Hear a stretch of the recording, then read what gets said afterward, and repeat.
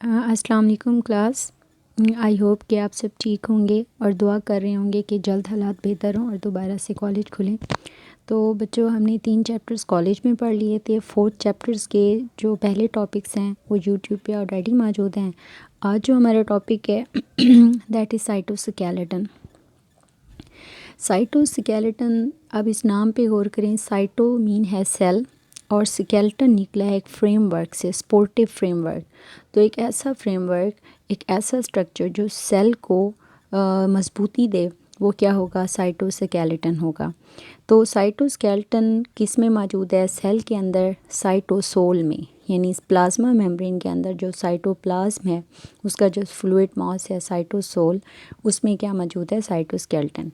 आप इस डायग्राम में एक नेटवर्क जाल देख रहे हो, स्काई ब्लू, पिंक और ग्रीन कलर में। ये हमारे पास क्या है? साइटोस्केलेटन है। इसको बनाने वाले छोटे छोटे फाइबर्स, जो छोटे छोटे जो फैब्रिक्स हैं, वो 3 तरह के कंपोनेंट्स हैं, जिनमें माइक्रोट्यूब्यूल्स हैं, माइक्रोफिलामेंट्स हैं और इंटरमीडिएट फिलामेंट्स हैं। ये जो 3 तरह के कंपोनेंट्स हैं ये प्रोटीनियस स्ट्रक्चर्स हैं, प्रोटीन्स इनमें मौजूद है। और जो मेन प्रोटीन ओवरऑल साइटोस्केलेटन में है वो हमारे पास एक ट्यूबुलिन है, एक एक्टिन है, मायोसिन है, ट्रोपोमायोसिन है और इसके अलावा बाकी भी प्रोटीन्स होंगे। अब ट्यूबुलिन जो प्रोटीन है वो हमारे पास किस में होगी? माइक्रोट्यूब्यूल में। इसके अलावा एक्टिन, मायोसिन और ट्रोपोमायोसिन, ये जो प्रोटीन्स हैं ये कंट्रैक्टाइल प्रोटीन्स हैं जो कि माइक्रोफिलामेंट्स में होंगी। इसके अलावा जो तीसरा हमारे पास कंपोनेंट है इंटरमीडिएट फिलामेंट, उसमें मिक्सचर होगा इन्हीं प्रोटीन्स का। तो हम अब अगर हम साइटोस्केलेटन का ओवरऑल फंक्शन देखते हैं कि एक सेल को ये किस तरह से मदद देगा, तो इसमें जो पहला यहाँ पे आपको पॉइंट नज़र आ रहा है कि जितने भी ऑर्गेनेलीज़ हैं ख़ास किस्म की माइक्रोट्यूब्यूल्स की असेंबलेज से जो हैं वो डिराइव्ड हुए हुए हैं। जिस तरह से सीलिया है, फ्लैजेला है, बेसल बॉडी है या फिर सेंट्रियोल्स हैं। ये जो 4 तरह के स्ट्रक्चर्स हैं इनको कौन बना रहा है? माइक्रोट्यूब्यूल।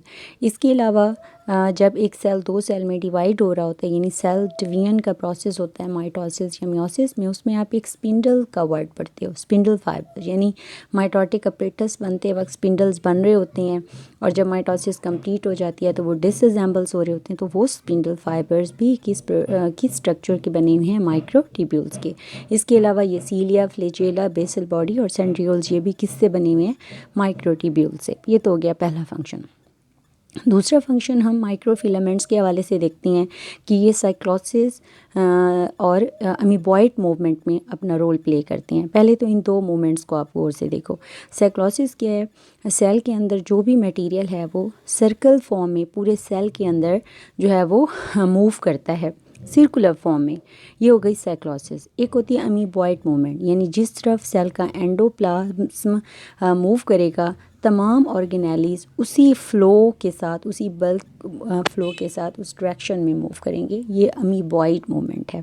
तो साइक्लोसिस चीज़ों का रेगुलर साइकिल में, साइक्लिक फॉर्म में मूव होना, और अमीबॉइड मूवमेंट के जिस तरफ पूरा अंदर का मटेरियल मूव हो रहा है ऑर्गेनेलीज का भी उसी सिमत में जो है वो मूव करना, अमीबॉइड मूवमेंट।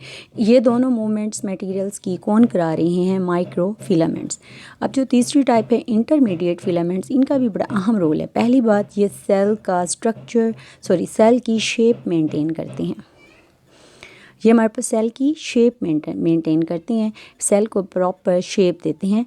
उसके अलावा इनका काम क्या है कि सेल के अंदर जितने भी सेलुलर कंपोनेंट्स हैं उनको आपस में इंटीग्रेट यानी लिंक में रखते हैं। अब आप इस स्ट्रक्चर में इस डायग्राम में देखें कि हमारे पास लेफ़्ट साइड पे माइक्रोट्यूब्यूल्स आपको नज़र आ रहे हैं। ये डॉट माइक्रोट्यूब्यूल नहीं है, बल्कि इसके पीछे जो दागा नुमा साख्तें हैं ये माइक्रोट्यूब्यूल्स हैं। इनका काम अभी हमने पढ़ा है सीलिया, फ्लैजेला, बेसल बॉडीज, सेंट्रियोल्स और स्पिंडल्स की असेंबलेज और डिसअसेंबलेज कराना है। राइट साइड पे आपको फिलामेंट नज़र आ रहे हैं प्लाज्मा मेम्ब्रेन के अंदर की तरफ जाते हुए। That these are actin filament, जिनको आप कहें माइक्रोफिलामेंट हैं, जो एक्टिन और मायोसिन से बने हुए हैं, जिनका काम अभी हमने पढ़ा साइक्लोसिस और अमीबॉइड मूवमेंट है। और नीचे आपको ये थोड़े से जिगजैग टाइप कर्व हुए स्ट्रक्चर्स नज़र आ रहे हैं, जिनको आप इंटरमीडिएट फिलामेंट्स कह सकते हैं, जिनका काम अभी आपने बताया कि सेल को प्रॉपर शेप देना है और सेल के अंदर जितने भी सेलुलर कंपोनेंट, सेलुलर ऑर्गेनेलीज हैं उनको आपस में इंटीग्रेट कराना है। तो ये तो हमारे पास हो गया ओवरऑल साइटोस्केलेटल कंपोनेंट्स का फंक्शन। यहाँ आप पिक्चर में बड़ा क्लियर देख सकते हो कि जो हमारे पास लेफ़्ट साइड है ये हमारे पास ये है माइक्रोट्यूब्यूल। माइक्रोट्यूब्यूल बच्चों वो साइटोस्केलेटल स्ट्रक्चर्स हैं जिनका डायमीटर मैक्सिमम है दैट इज़ अबाउट 25 नैनोमीटर। ये अनब्रांच्ड हैं तो और स्लेंडर हैं, बिल्कुल सीधे हैं।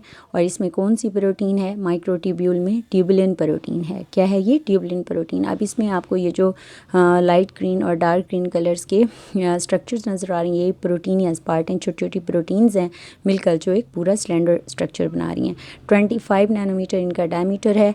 और ये माइक्रोट्यूब्यूल्स काम क्या करते हैं? अभी हमने बताया था सीलिया बनाना, फ्लैजेला बनाना, बेसल बॉडीज़ बनाना और सेंट्रियोल्स बनाना। इसके बाद स्पिंडल फाइबर्स की असेंबलेज और डिसअसेंबलेज इसका फंक्शन था।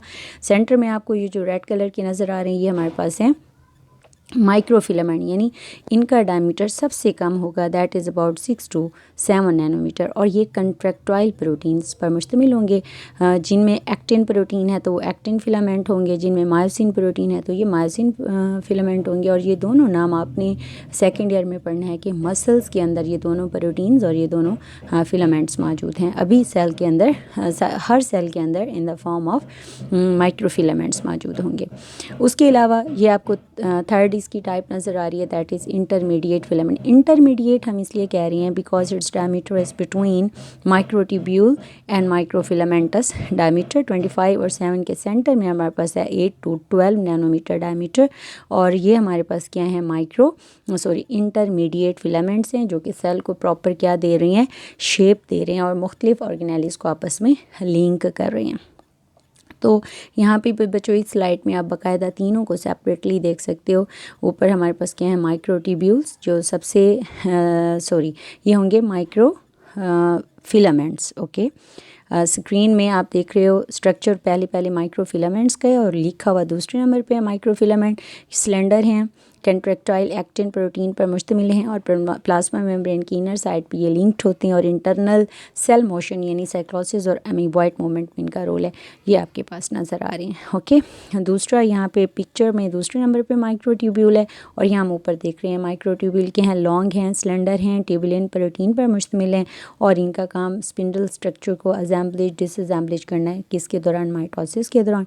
इसके अलावा सीलिया, फ्लैजेला, बेसल बॉडीज़ और सेंट्रियोल्स बनाना भी इन्हीं का काम है। और इनका डायमीटर मैक्सिमम है 25 नैनोमीटर ओवरऑल इनका डायमीटर है। उसके बाद आ जाते हैं लास्ट टाइप इंटरमीडिएट फिलामेंट में। ये आपको इंटरमीडिएट फिलामेंट नज़र आ रहे हैं जिनका डायमीटर 8 से 10 नैनोमीटर है और ये सेल को प्रॉपर शेप दे रहे हैं और सेल के मुख्तलिफ पार्ट्स को आपस में लिंक कर रहे हैं।